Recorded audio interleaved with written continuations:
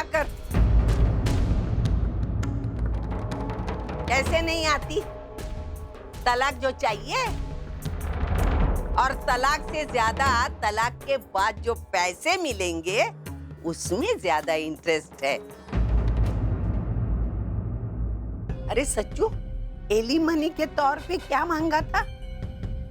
गाड़ी, बंगला, प्रॉपर्टी और पैसे भी मांगे थे। और हर महीने मिलेंगे वो अलग। कितना लूटा है रे मेरे बेटे को, कितना लूटा है। ये तो क्या कह रही है? तू चुप बैठ। 18 सालों में मेरे बेटे को कितनी तकलीफें दी है इसने। इतनी लालची औरत मैंने अभी तक देखी नहीं है। आई तू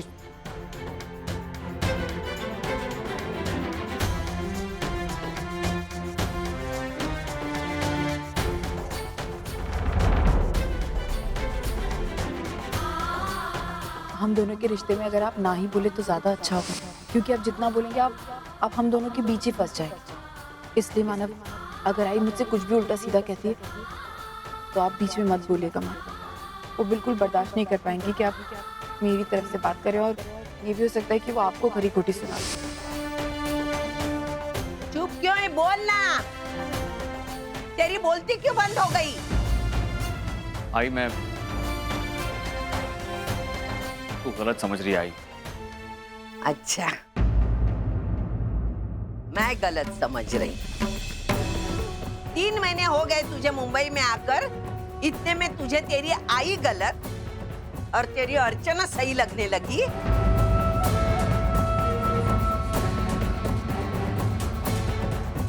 मेरी मती मारी गई जो मुंबई आई मैं कनाडा छोड़ के। तड़प रही थी ना मेरे बेटे के लिए मैं। सुंदरी, अपना सामान पैक, हम कनाडा चले जाते हैं। यहाँ हमारी जरूरत नहीं है। ये तो कैसी बातें कर रही है? हम में से किसी ने भी तुझे यहाँ से जाने के लिए नहीं कहा है। किसी ने कहा नहीं, लेकिन मैं सब सही सही समझ गई। यहाँ कोई मुझसे सीधे मुंह से बात नहीं करता। मेरी कोई जरूरत ही नहीं है ना, तो मैं क्यों रहूं? आई, फिर एक गलतफहमी। बिल्कुल नहीं, अब मैं सब सही सही समझने लगी हूँ। ठीक है, अगर तुझे हम पर यकीन नहीं है तो ना सही, तो तेरे मन में जो आता है तू वो कर। वैसे तू कभी नहीं समझ पाएगी कि मुझ पर क्या बीत रही।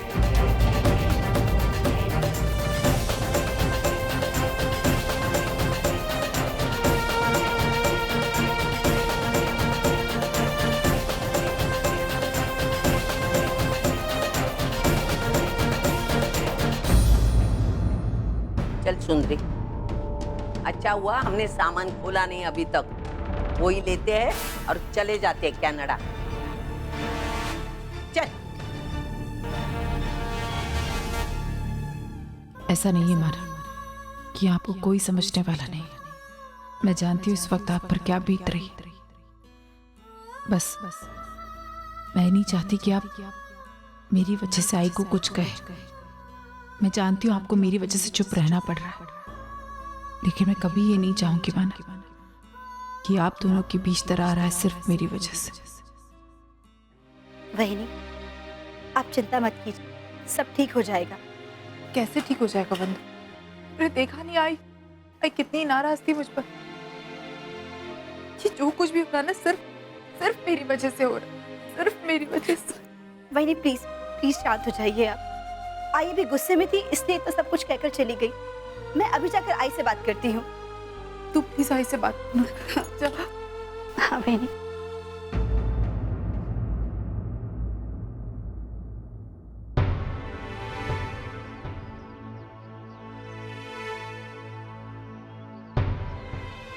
बाबा, मैं जानता हूँ आप परेशान हो। अभी अंदर जो हुआ वो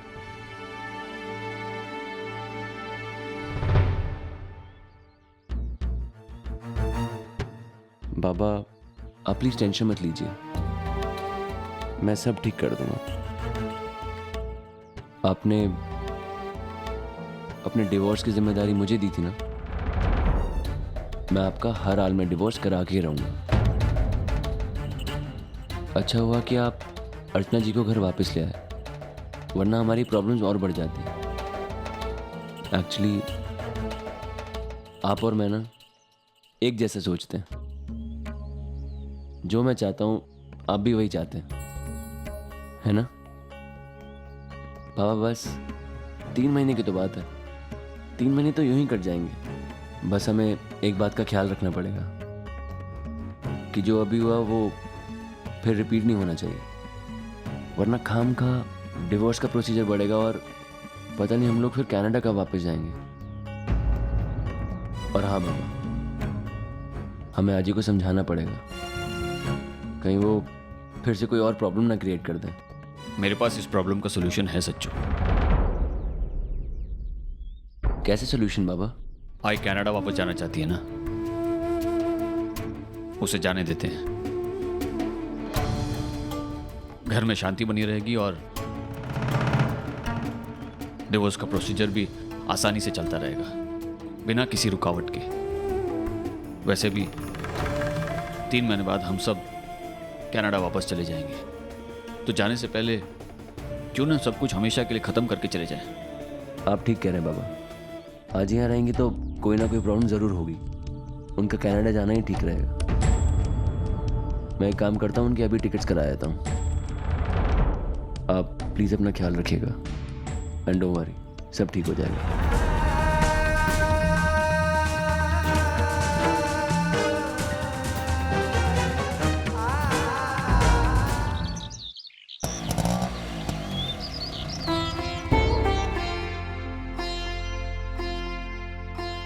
पूर्वी, तेरे नाम का कोई पार्सल आया बेटा?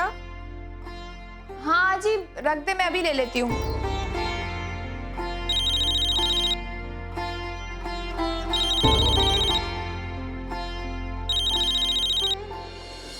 हेलो। हेलो, पूर्वी देशमुख? जी कहिए। मैम, मैं अर्का फोन से बात कर रहा हूँ। आपने हमारे यहाँ एक अर्जेंट रिक्वेस्ट रजिस्टर कराई थी, किसी नंबर के डिटेल्स ढूंढने के लिए कहा था आपने। हाँ, कुछ पता चला? यस मैम, हमने उस नंबर के सारे डिटेल्स ढूंढ लिए हैं। आपके दिए हुए नंबर से अब तक एक ही कॉल किया गया है और जीपीएस सिस्टम की मदद से हमने उस एग्जैक्ट लोकेशन का भी पता लगा लिया है जहाँ से ये कॉल किया गया था।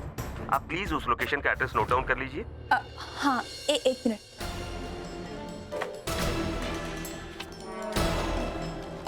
जी बताइए।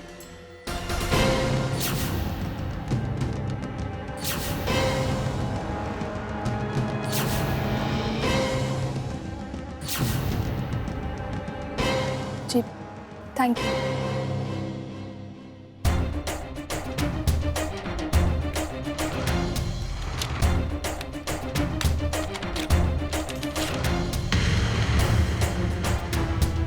ये तो किसी के घर का एड्रेस है और पता नहीं क्यों ये एड्रेस बहुत जाना पहचाना लग रहा है।